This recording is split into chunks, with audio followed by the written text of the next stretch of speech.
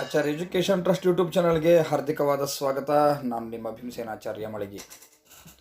ಸಾಲ ಬಾಧೆಯಿಂದ ನರಳುತ್ತಾ ಇರುವ ಭಕ್ತರಿಗೆ, ಧನದ ಕೊರತೆಯಿಂದ ಒದ್ದಾಡ್ತಾ ಇರುವ ಭಕ್ತರಿಗೆ, ಗ್ರಹಗಳ ಪೀಡೆಯಿಂದ ತೊಂದರೆಯನ್ನು ಅನುಭವಿಸ್ತಾ ಇರುವ ಭಕ್ತರಿಗಾಗಿ ಅಂತಲೇ ಇವತ್ತು ಶೀಘ್ರ ಸಾಲಬಾಧ ನಿವಾರಣಾ ಸ್ತೋತ್ರ, ಅದುವೇ ಋಣಮೋಚನ ಸ್ತೋತ್ರ, ಆ ಸ್ತೋತ್ರವನ್ನು ನಿಮ್ಮ ಮುಂದೆ ಪ್ರಸ್ತುತಪಡಿಸಲಿಕ್ಕೆ ಬಂದಿದ್ದೇನೆ.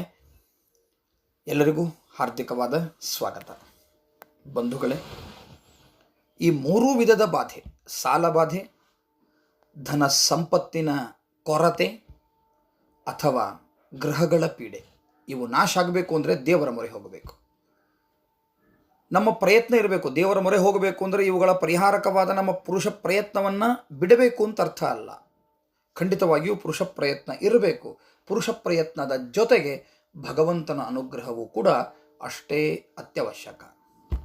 ಹಾಗಾದರೆ ಅಂತಹ ಋಣಮೋಚನ ಸ್ತೋತ್ರ ಯಾವುದು? ಈ ಮೂರನ್ನೂ ಶೀಘ್ರದಲ್ಲಿ ಪರಿಹಾರ ಮಾಡತಕ್ಕಂತಹ ಋಣಮೋಚನ ಸ್ತೋತ್ರ ಯಾವುದು? ನಾವೊಮ್ಮೆ ಭಗವಾನ್ ವೇದವ್ಯಾಸ ದೇವರು ರಚನೆ ಮಾಡಿರುವ ಪುರಾಣಗಳನ್ನು ತೆಗೆದು ನೋಡಿದರೆ ಅದರಲ್ಲಿ ಒಂದು ಸುಂದರವಾದ ಪುರಾಣ ನೃಸಿಂಹ ಪುರಾಣ ಅಂತ.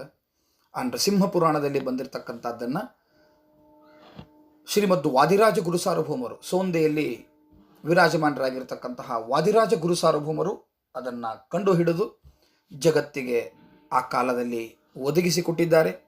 ಯಾರು ಈ ಸ್ತೋತ್ರವನ್ನು ಪಠಿಸ್ತಾರೋ ಅವರು ಖಂಡಿತವಾಗಿಯೂ ಕೂಡ ಯಾವುದೇ ಸಾಲಬಾಧ ಇರಲಾರದೆ ಸುರಕ್ಷಿತವಾದ ಸುಂದರವಾದ ಜೀವನವನ್ನು ನಡೆಸುವುದರಲ್ಲಿ ಸಂಶಯ ಇಲ್ಲ.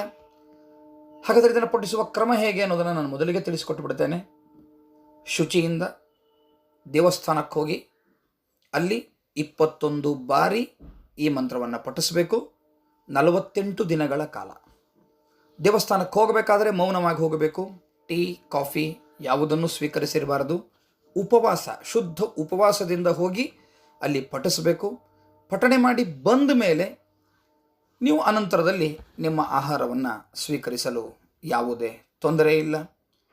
ಹೀಗೆ ನೀವು 48 ದಿನಗಳ ಕಾಲ ಮಾಡುವುದರೊಳಗಾಗಿ ನಿಮ್ಮ ಸಾಲಬಾಧೆ ನಿವಾರಣೆಯಾಗಿರುತ್ತದೆ, ಅಥವಾ ಸಂಪತ್ತಿನ ಆಗಮವಾಗಿರುತ್ತದೆ, ಅಥವಾ ಗ್ರಹಗಳಿಂದ ಏನಾದರೂ ಪೀಡೆ ಆಗ್ತಾ ಇದ್ದರೆ ಆ ಪೀಡೆ ನಿವಾರಣೆಯಾಗುವುದರಲ್ಲಿ ಸಂದೇಹವಿಲ್ಲ.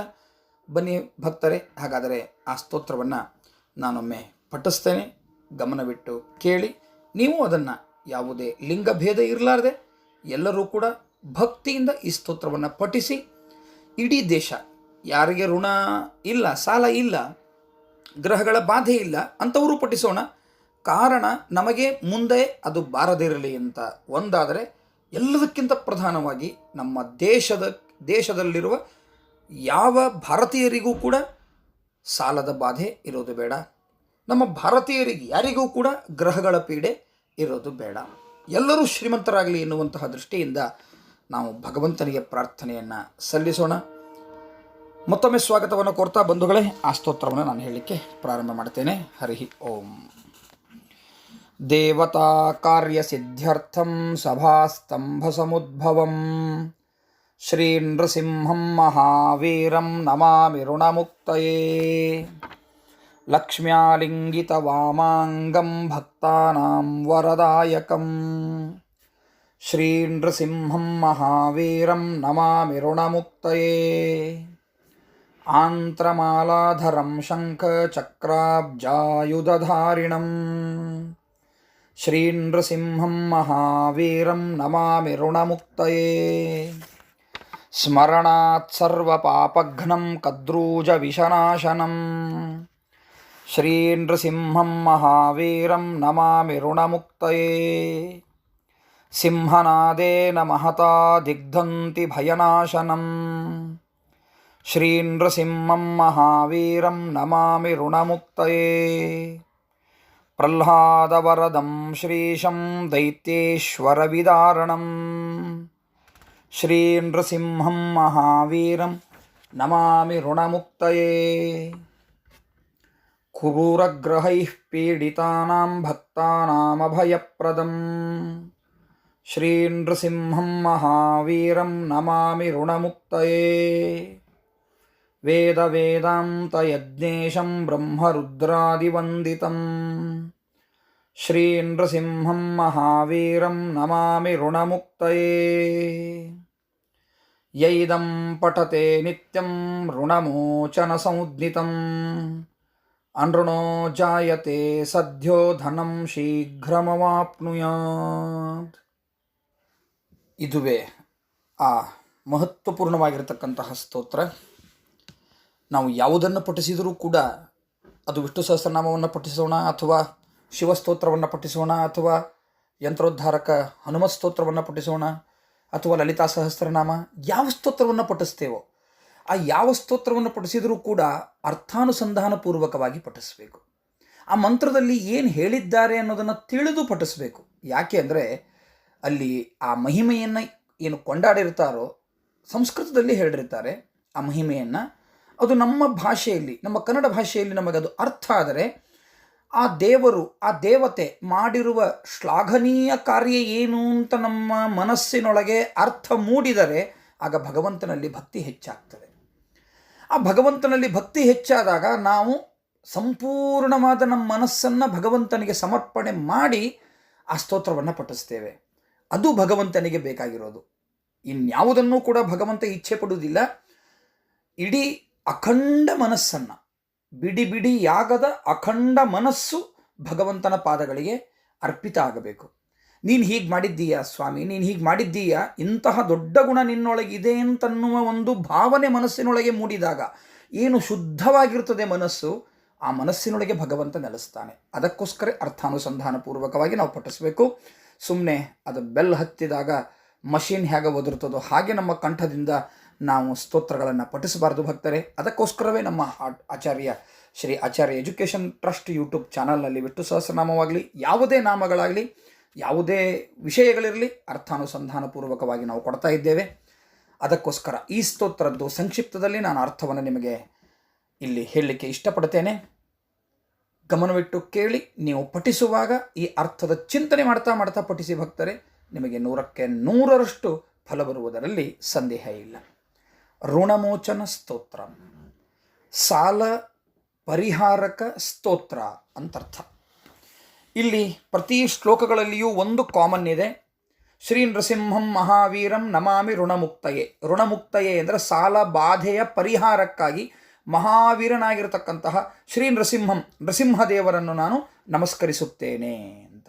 ಇದು ಕಾಮನ್, ಎಲ್ಲ ಶ್ಲೋಕಗಳಲ್ಲಿಯೂ ಇದು ಕಾಮನ್ ಇದೆ. ಹಾಗಾದರೆ ಭಗವಂತ ಇಂತಹ ಸಾಲ ಬಾಧೆಗಾಗಿ ಮಹಾವೀರನಾದ ನರಸಿಂಹನನ್ನು ನಾನು ನಮಸ್ಕರಿಸುತ್ತೇನೆ ಅಂತ ಏನಿದೆ, ಆ ನರಸಿಂಹದೇವರು ಹೇಗಿದ್ದಾರೆ ಅನ್ನೋದನ್ನು ಹೇಳ್ತಾ ಹೋಗಿದ್ದಾರೆ ಪ್ರತಿ ಶ್ಲೋಕಗಳಲ್ಲಿ.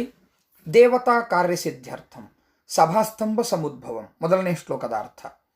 ದೇವತೆಗಳ ಕಾರ್ಯಸಿದ್ಧಿ ಆಗಬೇಕು ಎನ್ನುವಂತಹ ಕಾರಣದಿಂದ ಹಿರಣ್ಯಕಶಿಪುವಿನ ಸಭೆ ಏನಿದೆ ಆ ಸಭೆಯ ಸ್ತಂಭ ಅರ್ಥಾತ್ ಕಂಬ, ಆ ಕಂಬದಿಂದ ಸಮುದ್ಭವಂ ಹುಟ್ಟು ಬಂದಿರತಕ್ಕಂತಹ, ಅಂದರೆ ಅವತಾರವನ್ನು ಹೊಂದಿರತಕ್ಕಂತಹ ಮಹಾವೀರನಾದ ನರಸಿಂಹದೇವರನ್ನು ನಾನು ಋಣ ಪರಿಹಾರಕ್ಕಾಗಿ ನಮಸ್ಕರಿಸುತ್ತೇನೆ. ಲಕ್ಷ್ಮ್ಯಾಲಿಂಗಿತ ವಾಮಾಂಗಂ ಭಕ್ತಾನಾಂ ವರದಾಯಕಂ, ಎರಡನೆಯ ಶ್ಲೋಕ. ಲಕ್ಷ್ಮಿಯಿಂದ ಆಲಂಗಿತವಾಗಿರತಕ್ಕಂತಹ ಎಡಭಾಗವುಳ್ಳ ಭಕ್ತರಿಗೆ ಯಾವಾಗಲೂ ವರವನ್ನು ಕೊಡ್ತಾ ಇರತಕ್ಕಂತಹ ಮಹಾವೀರನಾದ ನರಸಿಂಹದೇವರಿಗೆ ಸಾಲಬಾಧೆಯ ನಿವಾರಣೆಗಾಗಿ ನಮಸ್ಕರಿಸುತ್ತೇನೆ. ಆಂತ್ರಮಾಲಾಧರಂ ಶಂಖ ಚಕ್ರಾಬ್ಜಾಯುಧ ಧಾರಿಣಂ ಶ್ರೀ ನೃಸಿಂಹಂ ಮಹಾವೀರಂ ನಮಾಮಿ ಋಣಮುಕ್ತಯೇ. ಆಂತ್ರಮಾಲಾಧರಂ, ಹಿರಣ್ಯಕಶಿಪುವಿನ ಕರುಳಿನ ಮಾಲೆಯನ್ನು ಧರಿಸಿರತಕ್ಕಂತಹ ಕೊರಳಲ್ಲಿ, ಅನಂತರದಲ್ಲಿ ಶಂಖ ಚಕ್ರ ಕಮಲ ಮುಂತಾದ ಚಿಹ್ನೆಗಳನ್ನು ಧಾರಣೆ ಮಾಡಿರತಕ್ಕಂತಹ ಮಹಾವೀರನಾದ ನರಸಿಂಹದೇವರನ್ನು ಸಾಲಬಾಧೆಯ ಪರಿಹಾರಕ್ಕಾಗಿ ನಮಸ್ಕರಿಸುತ್ತೇನೆ. ಸ್ಮರಣಾತ್ ಸರ್ವಪಾಪಗ್ನಂ ಕದ್ರೂಜ ವಿಷನಾಶನಂ ಶ್ರೀ ನೃಸಿಂಹಂ ಮಹಾವೀರಂ ನಮಾಮಿ ಋಣಮುಕ್ತಯೇ. ಕೇವಲ ನರಸಿಂಹದೇವರ ಸ್ಮರಣೆ ಮಾಡಿದರೆ ಸಾಕು. ಲಕ್ಷ್ಮೀ ನೃಸಿಂಹ ಲಕ್ಷ್ಮೀ ನೃಸಿಂಹ ಲಕ್ಷ್ಮೀ ನೃಸಿಂಹ ಅಂತ ಅಂದರೆ ಸಾಕು, ಸಕಲ ಪಾಪಗಳೆಲ್ಲ ಪರಿಹಾರವಾಗ್ತವೆ. ಸ್ಮರಣಾತ್ ಸರ್ವಪಾಪಗ್ನಂ ಕದ್ರೂಜ ವಿಷನಾಶನಂ. ಕದ್ರು ನಾಗಗಳ ತಾಯಿ. ಈ ಕದ್ರುವಿನ ಮಕ್ಕಳಾಗಿರ್ತಕ್ಕಂಥ ಸರ್ಪಗಳೇನಿದೆ, ಈ ಸರ್ಪಗಳ ವಿಷ ಏನಾದರೂ ಇದ್ದರೆ ಆ ವಿಷವನ್ನು ಪರಿಹಾರ ಮಾಡುವಂತಹ ಮಹಾ ಸಾಮರ್ಥ್ಯ ಇದೆ ಯಾರಲ್ಲಿ? ಶ್ರೀ ನೃಸಿಂಹಂ. ಅಂತಹ ಮಹಾವೀರರಾದ ನರಸಿಂಹದೇವರನ್ನು ಸಾಲಬಾಧೆಯ ನಿವಾರಣೆಗಾಗಿ ನಮಸ್ಕರಿಸುತ್ತೇನೆ.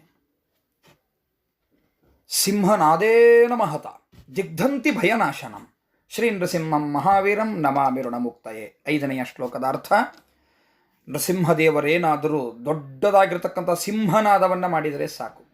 ಹಾಗೆ ಆ ವನದೊಳಗಿರುವ ಸಿಂಹ ತಾನು ಗರ್ಜನೆ ಮಾಡಿದರೆ ಸಾಕು, ಎಲ್ಲ ಆನೆಗಳು ಓಡಿ ಹೋಗ್ತಾವೋ ಹಾಗೆ ನೃಸಿಂಹದೇವರ ದೊಡ್ಡದಾದ ಸಿಂಹನಾದದಿಂದ ನಮ್ಮ ಸುತ್ತಲೂ, ನಮ್ಮ ದಿಕ್ಕು ವಿದುಕ್ಕುಗಳಲ್ಲಿ, ನಮ್ಮ ಅಕ್ಕಪಕ್ಕದಲ್ಲಿರತಕ್ಕಂತಹ ಎಲ್ಲ ದುಷ್ಟ ಆನೆಗಳು ಅಂದರೆ ಭಯಗಳೇನಿದೆ ಆ ಎಲ್ಲ ಭಯಗಳು ಕೂಡ ನಾಶವಾಗ್ತವೆ. ಅಂತಹ ಮಹಾವೀರಂ ಶ್ರೀ ನೃಸಿಂಹಂ ಋಣಮುಕ್ತಯೇ ನಮಾಮಿ. ಮಹಾವೀರರಾಗಿರ್ತಕ್ಕಂತಹ ನೃಸಿಂಹದೇವರನ್ನು ಋಣಮುಕ್ತಿಗಾಗಿ ನಮಸ್ಕರಿಸುತ್ತೇನೆ. 6ನೆಯ ಶ್ಲೋಕ: ಪ್ರಹ್ಲಾದ ವರದಂ ಶ್ರೀಶಂ ದೈತ್ಯೇಶ್ವರ ವಿದಾರಣಂ ಶ್ರೀ ನೃಸಿಂಹಂ ಮಹಾವೀರಂ ನಮಾಮಿ ಋಣಮುಕ್ತಯೇ.